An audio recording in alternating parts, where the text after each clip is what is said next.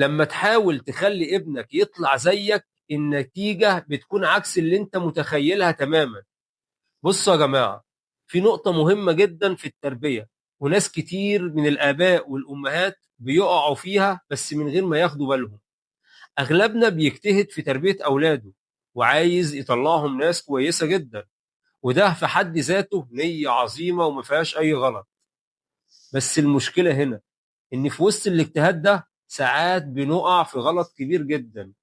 الغلطة دي إننا بنحاول نخلي أولادنا يطلعوا نسخة مننا، وما اقصدش في الشغل او في الدراسه، لا، انا بقصد في الشخصيه نفسها. يعني اب يقول لك انا طول عمري جد، فابني لازم يكون جد زيي، ما ينفعش يطلع يهرب. او ام تقول لك انا اجتماعيه جدا ودمي خفيف، فبنتي لازم تكون اجتماعيه زيي. بس هنا يا جماعه بيحصل الغلط الكبير، ان انت كده كأب وام مش بتساعد ابنك. والله ما بتساعد ابنك، انت كده ما بتساعدوش حتى يكتشف نفسه. انت كده بتحاول تخلق نسخة منك انت، وده بيكتم شخصيته على فكرة، وبيطفي نوره من جوه.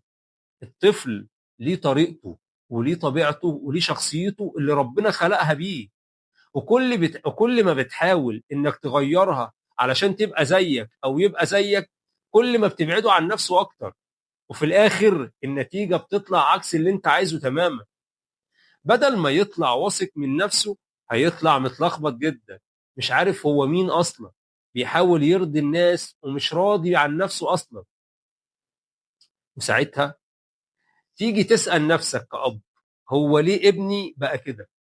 انا كنت بعمل كل حاجة صح، بس الحقيقة انك كنت بتعمل كل حاجة على طريقتك انت، مش على طريقته هو. فالرسالة هنا بسيطة جدا وسهلة جدا. مش مطلوب منك كأب وأم ان ابنك يطلع زيك، المطلوب انك تساعده يطلع زي نفسه، بس بافضل صوره ممكنه. وساعتها هتشوف الفرق، مش بس في شخصيته، لا والله، في علاقتك بيه كمان.